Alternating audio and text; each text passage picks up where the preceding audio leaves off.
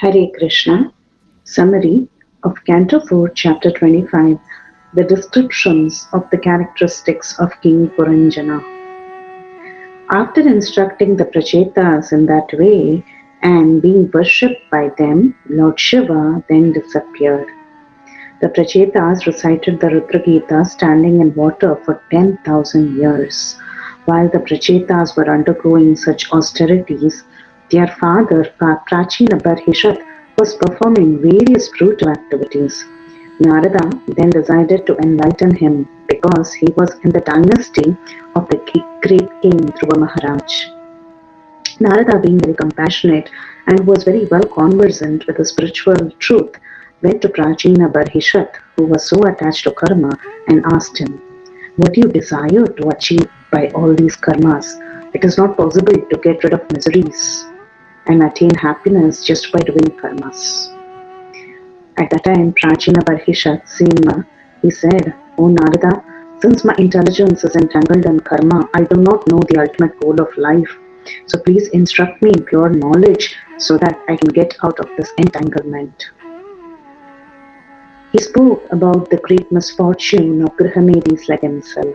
He said, "One whose intelligence is fixed in the false occupational duties of household life, sons, wealth, and so on, does not attain liberation, but foolishly wanders in different kinds of bodies in material existence." And in order to make Prachina Barhi detach from fruitive activities, Narada, by his power of yoga, showed him the different sacrificial animals he had killed. He said, "Please see this kind, these animals which you have sacrificed without any compassion. All these animals are waiting for your death to revengefully pierce your body with iron horns." The idea is that overindulgence in animal sacrifice is kind of risky because as soon as there is a small discrepancy, the slaughtered animal may not be promoted to the human form of life. Consequently, the person performing the sacrifice will be responsible for the death of such animals and he becomes a murderer.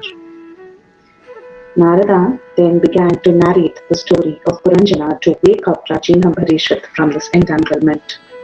He told him, "In this connection, I will narrate an old story of a king called Puranjana."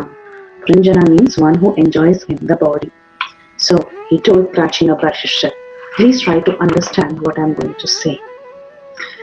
We should actually, what Narada was about to say was an allegorical presentation because a person entangled in material activities wants to hear stories of material activities. Narada Muni related the topics of Puranjana. And however, we should understand that this Puranjana character is none other than Prachina Barhishat himself. So he told no, this king Puranjana, that there was this great person by the name Puranjana, and his activities were celebrated, and he had a friend by the name Avijnata, whose activities were unknown. Actually, the living entity is greatly celebrated. He's called as Brihat Shrava, and he's famous for his activities. Although they are performed in different types of body, the living entity is called as Brihat Shrava, and the super soul is actually this Avijnata. So he continued, Nardamuni continued the story. He said, Puranjana travelled all over the world to find a suitable place to live for fulfilling his desires for sense gratification. But he could not find a place of his liking and therefore he became morose and disappointed. So just like how the living entity cannot be happy in any form of life or on any planet in the material world, this comparison is made. Narada said, once while wandering, he saw on the southern side of the Himalayas in Bharatavarsha a great city with 9 gates with all auspicious facilities. Now he started describing the city. He said, the walls, the parks, he spoke about the walls, the parks, the towers, the trenches and canals, the windows, gates, and so on. Actually, this entire description of the city is the description of our material body itself. The walls are compared to the skin. The parks are compared to hairs, towers are compared to highest parts like the nose and the head, the trenches or canals are compared to wrinkles and depressions, windows to eyes, gates to the eyelids, houses with gold, silver and iron domes with the three modes or three dhatus, which is mucus, bile and air. And then the capital of the state is actually compared to the heart.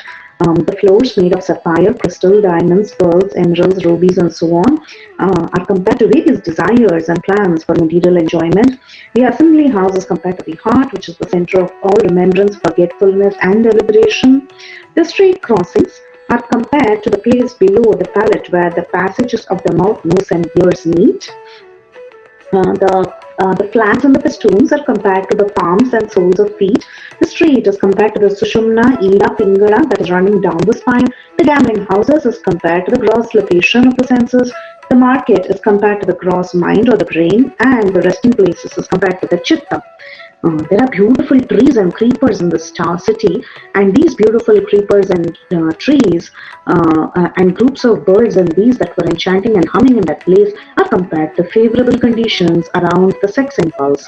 And then the wind, waterfall, the spring, and air. These are all compared to sparsha, different types of rasa, smell, and so on. The non-violent animals are compared to no sinful reaction due to past results. And the cooing cuckoos, attracting travelers to rest in that nice garden, is compared to the persons dividing their enjoyment amongst family members, friends, and guests. So Narada said this is the city of the nine gates, and it was beautifully decorated. And this Puranjana, one day he sees a woman by the name Puranjani. So actually, this Puranjani represents the intelligence, and intelligence that is functioning with ignorance. That is the representation of Puranjani. Now, he said that she arrived on her own, and this represents the initial relationship of the jiva with the material intelligence that has arisen without a cause. And she had 10 servants with hundreds of wives, he said. So these 10 servants are actually the 10 senses and the hundreds of wives of them, so many desires that a person possesses. This lady, Puranjani, was protected by a 5-hooded snake. She was beautiful, young, and she appeared to be very anxious to find a suitable husband. So this 5-hooded snake is actually the life force, the pranavayu, and the intelligence cannot act without consciousness. So we see that she was beautiful, young, she appeared very anxious to find her husband. So like that, though she is represented as intelligence, actually she cannot act without consciousness, so she wanted to find her husband.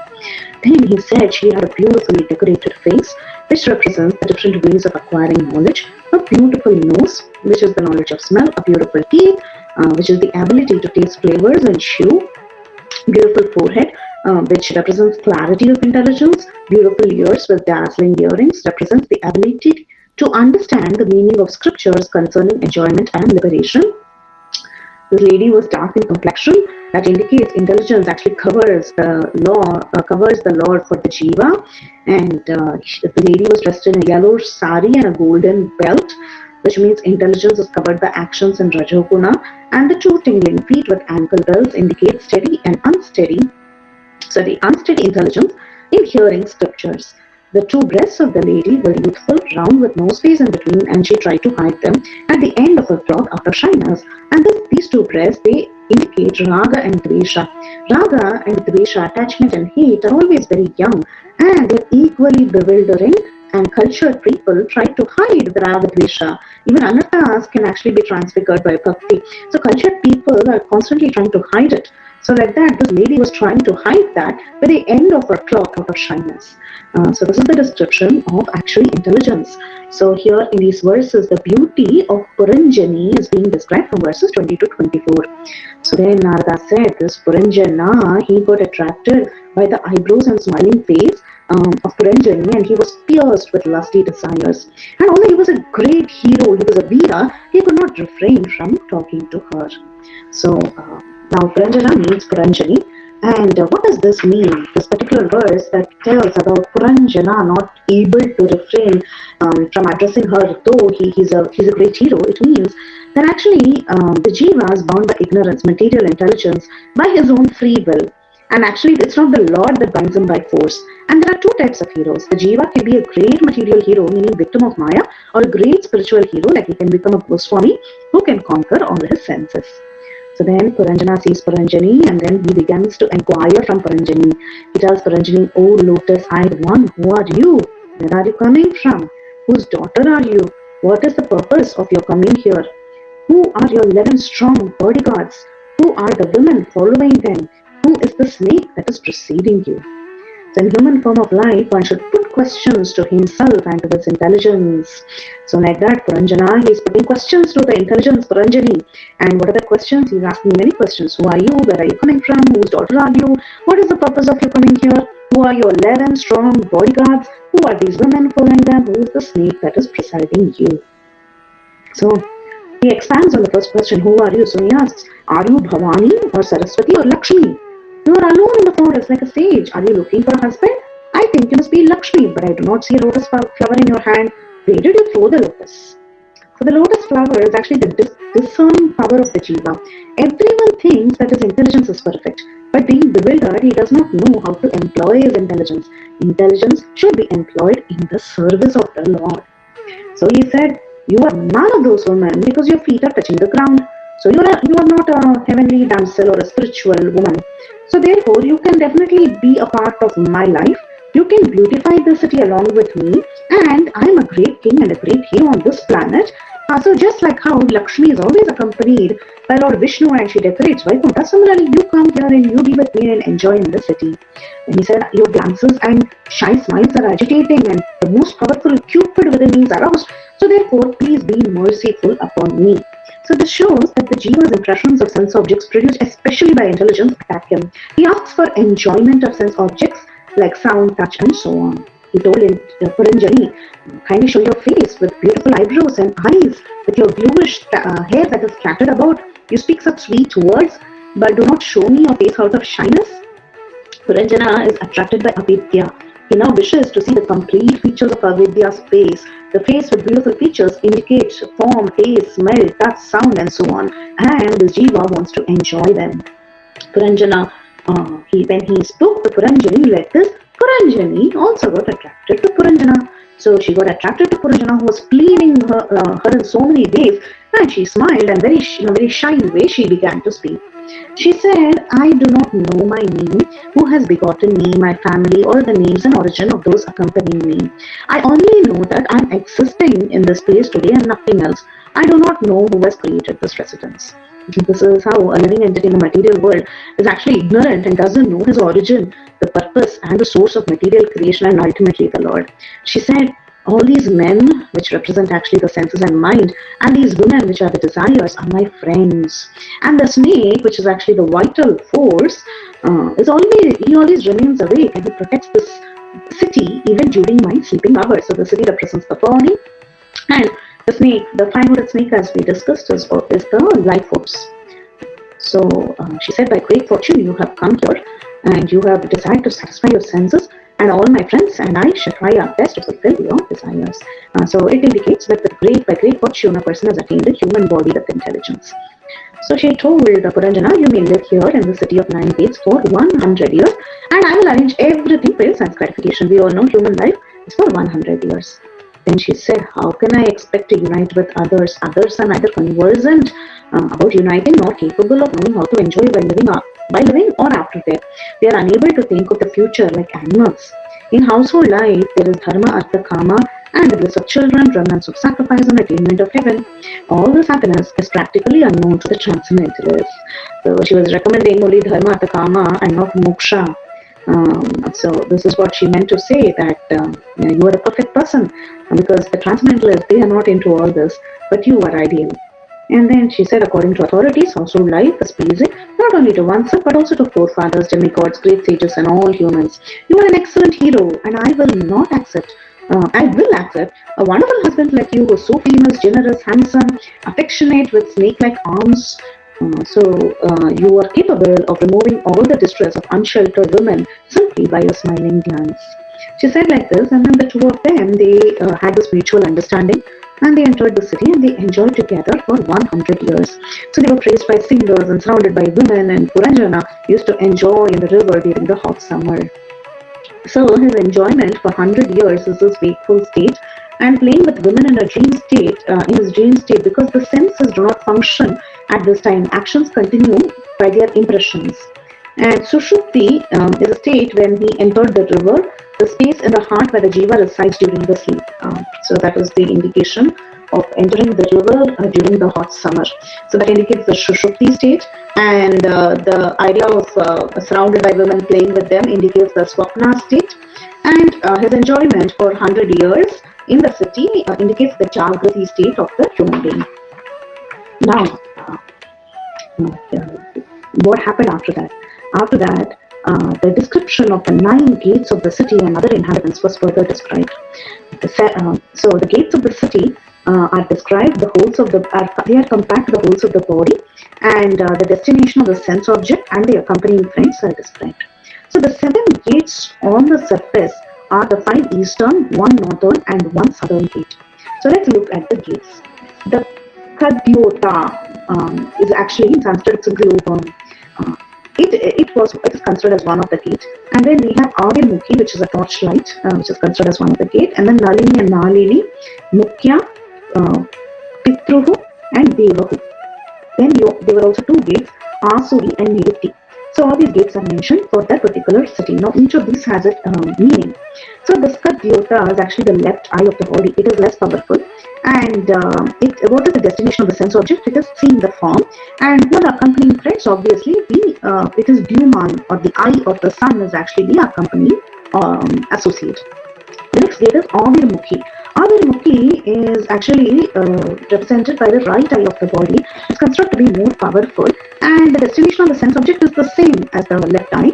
It is the Vibhrajitam, or the form, and the accompanying friends are Dyuman, the eye of the sun, the same thing as the left eye. The next set of gates were Nalini and Nalini, and these are actually the 2 nostrils, one to inhale, the other to exhale, and to smell objects. And what is the destination of the sense object? It is actually Saurabha, or smell, and the accompanying friends are it's called Avaduta, it is actually the nose. Then the next gate is Mukhya, it's also called the chief gate. So which is the chief gate of the body? It is the mouth, which is the biggest gate, and it is for eating and speaking. And the sense object is Bahudhana, which is multiple eatables, and it is also important for speech. And the accompanying friends are Rasagnya, which is the tongue, and Vipana, which is the voice. The next one is Pitruhu. This is the right ear, which is used for karma, which is used to hear karma activities that elevates one to Pitruloka. And the destination is Dakshina Panchala, which is Pravriti Marga in scriptures. And the accompanying friends is the Shrutadhara, which is the ear. And the next gate is Devahu, which is the left gate for Jnana Kanda and higher planets above the Swarga. And the destination is Uttara Panchala, the Nivritti scriptures. And of course, the accompanying friend is the same, which is Shrutadhara, which is the ear. Now, there are 2 subterranean gates, or the western gates. So these are Asuri and Nirutti. Now, Asuri is the genitals, and the destination of the sense object is Gramaka, which is actually sex life, and the accompanying friend is Durmada, which is madness. Then Nirutti is actually the rectum of the body, and the destination of the sense object is Vaishasa, which is painful, and accompanying friends is Lubdaka, which is greed. So like this, the 9 holes of the body are next described. Now, not only was the description of the 9 holes of the body as in the 9 gates of the city was described, but also other inhabitants of the city was next described. So he said the inhabitants of the city were Nirvak and Preciouskrit. So these are the feet and the hands. He said Puranjani used to go here and there and perform activities with 2 blind men, and they are called as Nirvak and Preciouskrit. So Nirvak represents the feet and Preciouskrit represents the hands. They are described as being blind men. And then there is another person by the name Vishuchina, which is the mind. So he said sometimes he used to go to his Antapura, which is the heart, with Vishuchina, the mind. At that time he experienced illusion, satisfaction and happiness from his wife and children, and he was enjoying. So they say that the wife is the intelligence and the children is actually the objects of the intelligence, like generalizing, particularizing, ascertaining and realizing. Then, like this, Puranjana and Puranjani in this beautiful city, they were very, very happy. Puranjana fulfilled all the desires of Puranjani, and they were engaging in mental speculation and fruitive actions, being lusty, cheated, and foolish. This Puranjana would follow Puranjani wherever she went. He drank, dined, chewed, sang, cried, laughed, talked loosely, walked, stood still, lied down, sat, heard, saw, smelled, touched, lamented, enjoyed, and he was satisfied, exactly following her everywhere. Like this foolish Puranjani was cheated of his own nature, even against his desires. He remained under this Puranjani's control, just like a pet animal. So everyone is controlled by their intelligence and the mode of ignorance, and this is the relationship between Puranjani and Puranjana. So this ends the summary of Canto 4, Chapter 25, Description of the Characteristics of Puranjana. Hare Krishna.